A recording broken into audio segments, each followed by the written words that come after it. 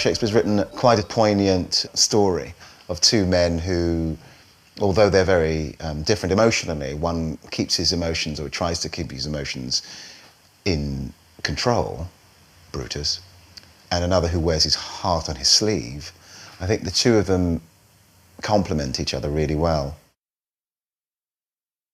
Good Brutus, be prepared to hear. And since you know you cannot see yourself so well as by reflection, I, your glass, will modestly discover to yourself that of yourself which you yet know not of. Cassius has shared the dream of the Republic with Caesar and has witnessed him running ahead of the pack and taking power for himself. And he feels very strongly that something needs to be done about that. Because Cassius is the main driving force of the scene, I would like to see you use that to really press Brutus. Charm, will you go see the order of the course? Block, not I. Warm, I pray you do. Avoid. I am not gamesome. Brutus tries to remove himself from the situation as quickly as possible. Run. I'll leave you. Brutus. Cassius then somewhat uses emotional blackmail to coax him back in. Accuse. I have not from your eyes that gentleness and show of love as I was wont to have. Pin, you bear too stubborn and too strange a hand over your friend. Embrace, that loves you.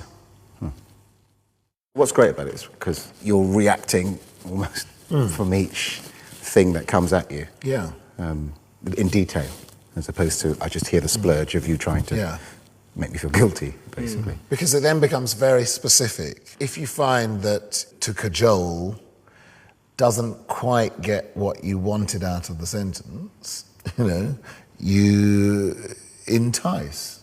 Cassius says, these are the reasons why he must die.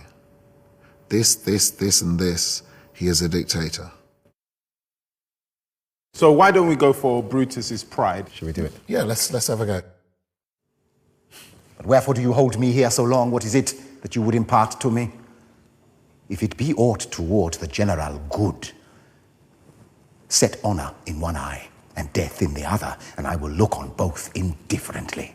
What was curious about that is how much pride I could get. And actually, it's still there when I play it. There was always a touch of it, but it was really like in the background. And now I touch it. I really make it hit me. For let the gods so speed me as I love the name of honor more than I fear death. I know that virtue to be in you, as well as I do know your outward favor. Well, honor is the subject of my story. The thing that Roman men had to do in their lives was to die with a noble name, with an honorable name, to do something, to make a mark. Now, you needed to be ambitious, but you needed not to be ambitious, or to be seen to be ambitious, for yourself. It had to be for the Republic. But you try and separate, I'm going to do this for the Republic, and I'm doing this for my own glory, from a human being. Impossible. I love the name of honor more than I fear death. Cassius has shared the dream of the Republic with Caesar and has witnessed him taking power for himself. And he feels very strongly that something needs to be done about that. And he starts setting up a plan of action to rid Rome of this tyrant. So the main emphasis of this particular exercise is to find those moments where it feels as if Cassius's words are striking a chord with Brutus and whether... And so what, we're sitting on the chairs and then moving around? Yeah, so you start sat opposite each other. Furthest away. Furthest away, and then slowly see how the scene brings you closer or kind of... Am I allowed to leave the room when he repels me? Will you go see the order of the course? Not I. I pray you do. I am not gamesome. I do lack some part of that quick spirit that is in Antony. Let me not hinder, Cassius, your desires. I'll leave you. Brutus!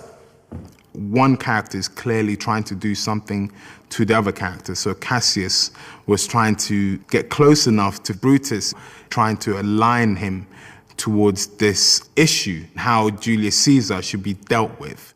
Cassius says, I have not from your eyes that gentleness and show of love as I was wont to have, as I used to have. To which Brutus says, Cassius, no, don't be deceived. That's not what's happening. All that's happening is that I'm not as friendly as I was because I've got stuff going on. Vexed I am of late, with passions of some difference, conceptions only proper to myself, which give some soil, perhaps, to my behavior, but not, therefore, my good friends be grieved, among which number, Cassius, be you one? In our production, we've used the charm and the mimicry and the togetherness of a shared bond of school. For the eye sees not itself, but by reflection, by some other things. It is just. In rehearsals, I started sort of sing-songing it, and then Cyril joined in, and I thought that's brilliant, because then it shows that we were probably at that school together, and that teacher that we remember, he'd give us those philosophical quotes by rote. So that's how that came about. Yeah. We don't really know why Cassius is talking in these couched terms about there are many of the best respect in Rome who think that you're a pretty cool guy and that you should think more of yourself than you do. So we're all going, he's not saying anything, he's not being overt. And then you get to the nitty-gritty of the word Brutus and Caesar. What's the difference between these two names? Write them together. It is as fair a name. Sound them. It doth become the mouth as well. Weigh them. It is as heavy. Conjure with them. Brutus will start a spirit as soon as Caesar. And then Brutus gives away that he fears that honors are going to be heaped on Caesar. This is what the crowd is shouting about. What means the shouting? I do fear that people choose Caesar for their king. Aye. Do you fear it? Then must I think you would not have it so? I would not, Cassius. Right. Then I know I'm safe to go ahead. Why, man? He doth bestride the narrow world like a colossus. And we petty men walk under his huge legs and peep about to find ourselves dishonorable graves. And then at the end of the scene, Cassius begins to touch on Rome. What Rome was, what Rome has become, who Romans are. And he says something to Brutus that completely changes Brutus's focus. Now is it Rome indeed, and Rome enough, when there is in it but one only man? There cannot be one only man in Rome. That's all we need to hear. Brutus is on side, and he's on side because he is a Roman, and he's going to show himself to be a Roman.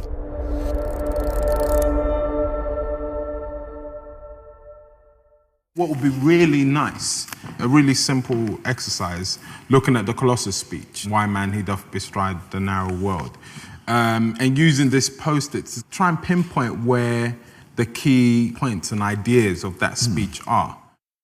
Why, man, he doth bestride the narrow world like a colossus, and we petty men walk under his huge legs and peep about to find ourselves dishonorable graves. In there, for me, the most important thing is the dishonorable graves. Yeah.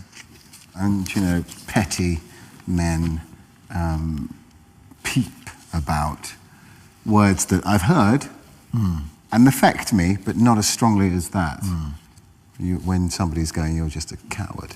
Yeah. It's very different to say, you're a coward, and it passes you by. Yeah. You might react to it, but not the same way somebody pointedly gives that to you. So that's a good exercise for just lifting up words and what they're doing to you. When we do that exercise, you realise how many attacking words that there are, emotional words that there are within Cassius' speech to Brutus. Men at some time are masters of their fates. The fault, dear Brutus, is not in our stars, but in ourselves, that we are underlings. It forces you to listen. They kind of have to make sure that they're always listening to what they're saying, but then also what's being said to them and how that affects them. There is a kind of pressure cooker that you put on me. I feel it already when we work on it, is that at the beginning, it's all about Caesar, and then suddenly you start being really specific about you're not being a Brutus. It touches on his pride, the fact that his family were the ones who drove out people who wanted to be kings. And here he is, a nobody, probably going to die in a dishonourable grave, as Cassius has only just put in his head. Then you get to the nitty-gritty of the word Brutus and Caesar. What's the difference between these two things? If I weigh them, weigh these two names, if I conjure with them, starting spirits, all these things that are about rousing and getting up and getting at them. Why is he choosing that word instead of another word, which is maybe might have been weaker? In a way, hopefully, Cyril's gone away thinking, right, I can use that speech a bit more. I can definitely pinpoint certain words and ideas that I can use to really stir up an emotion. That talked of Rome, that her wide walls encompassed but one man. I don't know how he does it, but the sort of secret way in which Shakespeare gets under us and gets under our skin with a sort of, we're bombarded with words, but at the same time, there's only one or two of them that are really going to fire us up. But Shakespeare keeps on at us in that way and keeps on at Brutus in that way to get him, to goad him to action.